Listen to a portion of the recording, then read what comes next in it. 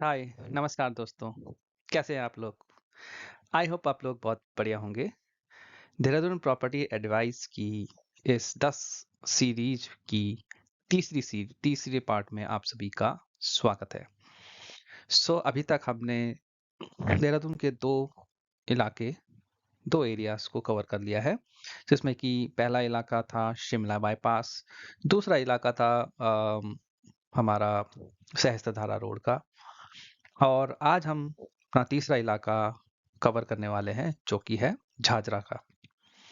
तो चलिए शुरू करते हैं इस स्लाइड को और आगे बढ़ते हैं। सो इस पूरी वीडियो में मैं आपसे क्या कवर करने वाला हूँ वो मैं आपको बता देता हूँ हमेशा की तरह। सो सबसे पहले मैं आपको बताऊंगा, एरिया का इंट्रोडक्शन दूंगा, फिर उस जगह का क्या रेट चल रहा है, क्या फ्यूचर स्कोप है, क्या फायदे हैं, क्या नुकसान है, ये सब चीज़ें मैं कवर करने वाला हूँ इस वीडियो में। डिस्क्लेमर आपको पहले दे देता हूँ कि भाई मैं कोई प्रॉपर्टी डीलर नहीं हूँ, ना ही किसी प्रॉपर्टी से डील करता हूँ देहरादून में। मैं सिर्फ अपना रिव्यू देता हूँ अपने रिसर्च और अपने प्रीवियस एक्सपीरियंस के बेस पे। और आप लोगों से भी मैं ये रिक्वेस्ट करता हूँ कि आप भी प्रॉपर रिसर्च कीजिए, एनालिसिस कीजिए, कुछ भी खरीदने से पहले या कुछ भी बेचने से पहले प्रॉपर्टी में, देहरादून में स्पेशली। आगे बढ़ते हैं इस वीडियो में,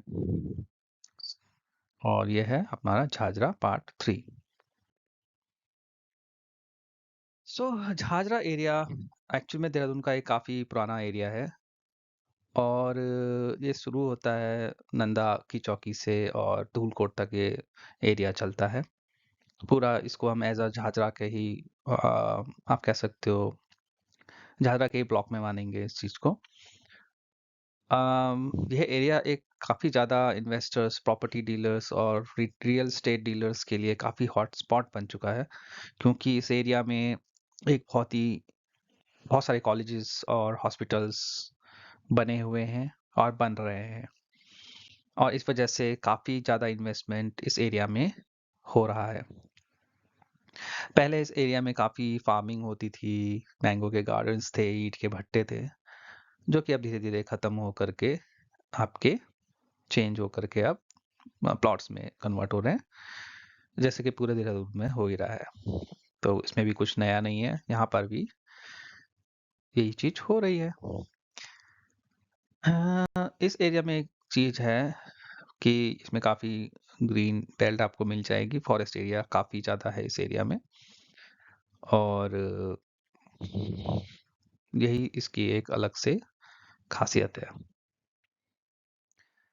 सिर्फ एरिया वाइज अगर हम डिस्ट्रीब्यूट करें झाझरा एरिया को, हम 3 पार्ट्स में इसको डिवाइड कर देते हैं। एक तो है सुद्दो वाला एरिया, दूसरा जो मेन झाझरा है वो एरिया, और तीसरा धूलकोट का एरिया।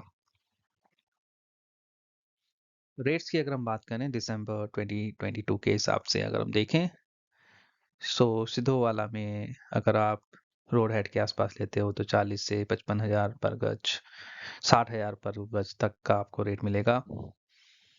और थोड़ा सा अगर 1 किलोमीटर से 3 किलोमीटर के बीच में लेते हैं तो 17 से 25,000 पर गज तक के रेट में आपको ज़मीन मिल जाएगी।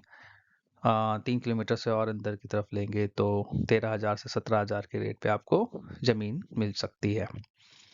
झाझरा में जो है रेट वो थोड़ा सा कम है एज कम्पेयर टू सुतो वाला रोड हेड पे, 30,000 से 40,000 पर गज, 14,000 से 22,000 पर गज 1 से 3 किलोमीटर का रेट है, और 3 किलोमीटर से ज़्यादा का रेट जो है वो 9 से 13,000 पर गज का है।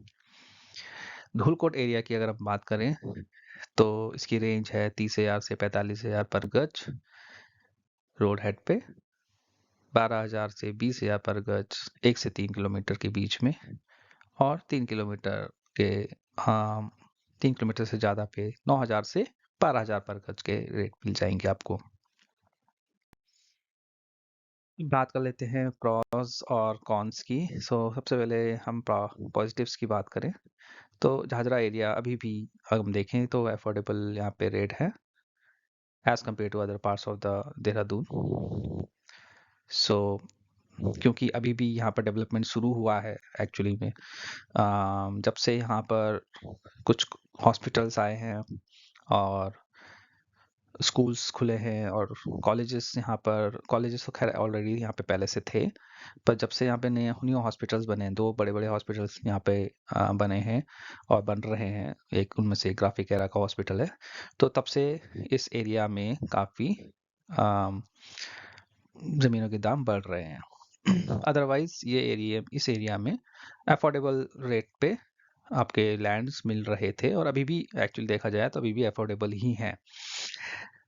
बट आगे की अगर हम बात करें, फ्यूचर स्कोप की बात करें, तो ये अफोर्डेबल नहीं रहने वाले हैं, क्योंकि एक इम्पॉर्टेंट बात यहाँ पर यह है कि झाझरा एक बहुत ही मेन फोकस में आने वाला है, जब यहाँ पर एक चौक बनेगा जो कि पाउंटा साहिब से जो 4 लेन आएगा, जो एलिवेटेड रोड आ रही है, वो जुड़ेगी एक ऐसे दूसरे एलिवेटेड रोड से जो कि दिल्ली देहरादून एक्सप्रेसवे से जुड़ेगी, आ, आसारोड़ी वाले रास्ते से।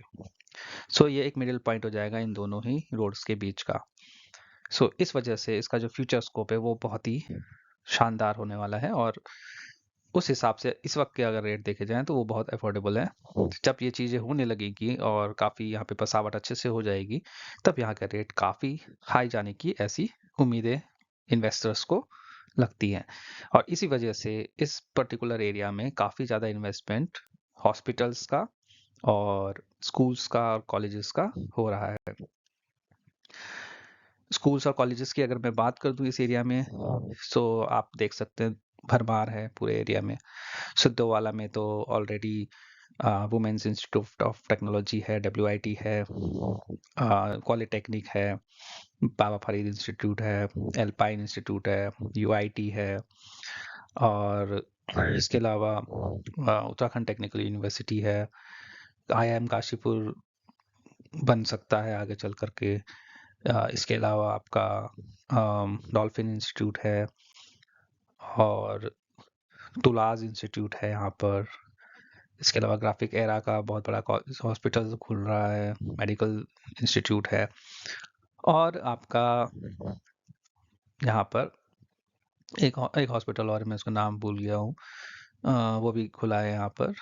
सो काफ़ी सारे यहाँ पर हॉस्पिटल्स और कॉलेजेस हैं। सो इस वजह से ये प्रॉपर्टी बहुत ज़्यादा यहाँ पर जो प्रॉपर्टी लेने का जो है रेंटल बोथ और लिविंग के लिए बहुत बेहतरीन अवसर प्रदान करता है। अगली बात करूँ तो ट्रांसपोर्टेशन की। सो ट्रांसपोर्टेशन भी यहाँ का बहुत ही तगड़ा है। 24 आवर्स यहाँ पे बसेस चलती हैं इस एरिया में, चाहे आपकी इलेक्ट्रिक बसेस की बात करें जो सेलाकुई तक चलती हैं, जो कि अब बढ़ करके अब शायद सहसपुर तक के लिए जाने लग गई है। तो सहसपुर से रायपुर तक के लिए पूरी इलेक्ट्रिक बस चलती है। इसके अलावा विकासनगर डाकपत्थर की बसेस की सेवा यहाँ लगभग रात के 10 बजे तक चलती है। इसके अलावा हिमाचल की बसें जाती हैं, हरियाणा की बसें जाती हैं, पंजाब की बसें यहाँ से गुजरती हैं। तो ट्रांसपोर्टेशन यहाँ का बहुत ही ज़्यादा आप कह सकते हो कि बहुत अच्छा है। रेंटल इनकम काफ़ी तगड़ी है, क्योंकि हॉस्टल्स हैं, हॉस्टल्स के बच्चे हैं, कॉलेजेस के बच्चे हैं, स्कूल के बच्चे हैं, यह सभी इस पर्टिकुलर एरिया में बहुत ज़्यादा एक्टिव है, और इस वजह से यहाँ पे रेंटल इनकम बहुत अच्छी मिल जाती है। और कई लोगों ने यहाँ पर हॉस्टल पर्पस से ही मकान बना रखे हैं और ले भी रखे हैं। सो इस हिसाब से देखा जाए तो काफ़ी ज़्यादा इसमें पॉजिटिव मुझे नज़र आता है इस पर्टिकुलर एरिया में। और जब यहाँ पर ये 4 लेन का चौक बन जाएगा, तब आप वैसे दृष्टि से भी देखें अगर, तो मिडिल पॉइंट होने की वजह से काफ़ी ज़्यादा इस एरिया में मार्केट खुलने का चांसेस मुझे नज़र आता है। नेगेटिव बातें अगर मैं बताऊं, तो ये अभी भी एरिया अंडर डेवलप्ड है, और 50% एरिया इसका स्टिल अभी डेवलप नहीं हुआ है। स्पेशली जो झाझरा का एरिया है और धूलकोट का एरिया, वो अभी भी डेवलप होना है। सो एक इसमें यहाँ पे एक ये नेगेटिव पॉइंट जाता है इसमें, मतलब पूरी तरह से एरिया डेवलप नहीं हुआ है, और ये डेवलप नहीं हुआ है इसीलिए अभी भी अफोर्डेबल यहाँ पे है जमीनें लेना as compare to other part of the Dehradun. दूसरी बात यहाँ पर है कि गोल्डन फॉरेस्ट्री की बहुत ज़्यादा लैंड है। सो बहुत ज़्यादा यहाँ पर गोल्डन फॉरेस्ट्री के ज़मीनें थी, और गोल्डन फॉरेस्ट्री से उत्तराखंड सरकार पे ट्रांसफ़र हो गई, या उत्तराखंड सरकार ने ले ली, या कोर्ट केस चल रहे हैं। सो इस वजह से यहाँ पर काफ़ी ज़्यादा आपको सचेत रहने की बहुत ज़्यादा ज़रूरत है। कौन-सी ज़मीन कहाँ है, आपको पूरा उसका रिकॉर्ड, हिस्ट्री तक चेक करनी पड़ेगी, तब जाकर आपको वो ज़मीन को लेने का आपका हिसाब-किताब बनेगा। अदरवाइज़ यहाँ पर आपका अगर आपने गलत ज़मीन ले ली तो आपके पूरे पैसे यहाँ पे डूब सकते हैं। सो इस वजह से यहाँ पर इसका ये नेगेटिव पॉइंट है इस पूरे झाझरा एरिया में कि गोल्डन फॉरेस्ट की लैंड काफ़ी ज़्यादा है। इसके अलावा कुछ गवर्नमेंट की लैंड्स भी यहाँ पे बहुत ज़्यादा है। कहीं जगह पे अवैध कब्जे भी हो रखे हैं, क्योंकि गवर्नमेंट की लैंड ज़्यादा है तो वहाँ पर अवैध कब्जे हो रखे हैं। और अवैध कब्जे होने के कारण आप जानते हैं, जहाँ पे अवैध कब्जे होते हैं तो वहाँ पे बस्तियां बस जाती हैं। तो कई जगह ऐसी हैं, सुद्धोवाला में और आपका प्रेमनगर से सटा हुआ जो एरिया है वहाँ पर नंदा की चौकी में, और आपका धूलकोट में बहुत जगह पे अवैध बस्तियां बसी हुई हैं, बस चुकी हैं, जिसकी वजह से इन जगहों पर अवैध अफोर्डेबल प्लॉट्स तो मिल रहे हैं, पर वही बात हो जाती है कि आप वहाँ पे रहना पसंद करेंगे कि नहीं करेंगे, वो आप पे डिपेंड करता है। अगर आपको सस्ते दामों में अवैध बस्तियों के पास मिल रहा है तो आप पे डिपेंड करता है कि आप लेना चाहते हैं ऐसी जगह पे या नहीं। क्योंकि जहाँ पे अवैध बस्तियां होती हैं वहाँ पे आप समझ सकते हैं कि बहुत सारी चीज़ें होती हैं, बहुत सारे फैक्टर्स होते हैं जो मैं यहाँ पे डिस्कस नहीं करना चाहता हूँ। सो आप अपने हिसाब से समझ लीजिए कि जो भी मैं बोलना चाहता हूँ। तीसरी बात है कि अभी भी ये एरिया नगर निगम के अंडर में नहीं है, तो नगर निगम की जो फैसिलिटीज़ हैं वो आपको नहीं मिलेंगी। मोस्ट ऑफ द एरिया आपका विलेज में आता है। सो आपका जो भी फैसिलिटीज़ नगर निगम देता है वो अभी भी यहाँ पर नहीं मिलेगी आपको।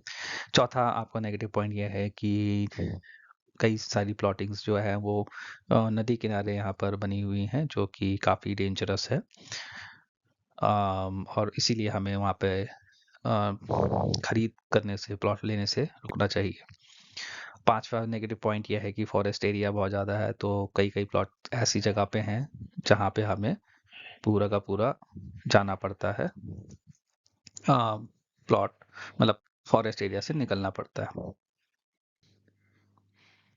चलिए आगे बढ़ते हैं, और आगे बढ़कर हम अपना आपको बताते हैं कि भाई कौन-कौन यहाँ पर इन्वेस्टमेंट के हिसाब से अगर आपको लेना है तो कहाँ पे लेना चाहिए।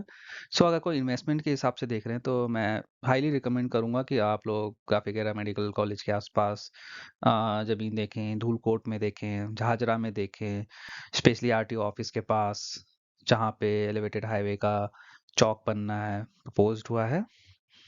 इसके अलावा अगर कोई रहना चाहता है, रहने के पर्पज़ से मैं आपको ये कहूँगा कि सिद्धोवाला में आप ले सकते हैं, सैनिक कॉलोनी के आसपास, या नंदा की चौकी के आसपास, जहाँ पे भी आपको प्लॉट्स अवेलेबल हो रहे हैं, वहाँ पे आप ले सकते हैं। वहाँ पे लिविंग के लिए सही है, क्योंकि आप वहाँ पे रेंटल इनकम के हिसाब से भी क्या कर सकते हैं, वहाँ पे आपको रेंटल इनकम भी अच्छा मिलेगा, और वो मार्केट से भी बहुत पास है। और इसके अलावा वहाँ पे आपको कन्वीनियंस भी बहुत अच्छा मिलेगा। सो लिविंग लिविंग पर्पस से आप इस इलाके को देख सकते हैं, सुद्धोवाला, निंदा की चौकी के आसपास, मतलब इसके बीच का जो एरिया है, जो ताकि आपको रेंटल इनकम भी अच्छी मिले और आप रह भी सकें, और आपको मार्केट भी पास में मिले। जबकि आप इन्वेस्टमेंट देखना चाहते हैं, सो आपका मैंने बता ही दिया है कि भाई medical college, graphic medical college के पास झाझरा, जहाँ पे ड्राइविंग लाइसेंस ऑफिस है, मतलब आरटीओ ऑफिस है जहाँ पे, वहाँ पर आप देख सकते हैं। सो ये मेरा टेक है, आप अपने हिसाब से देख लीजिएगा। मेरे को जो सही लगता है मैंने आपको बता दिया। वीडियो देखने के लिए बहुत-बहुत शुक्रिया। आज की वीडियो में बस इतना ही था।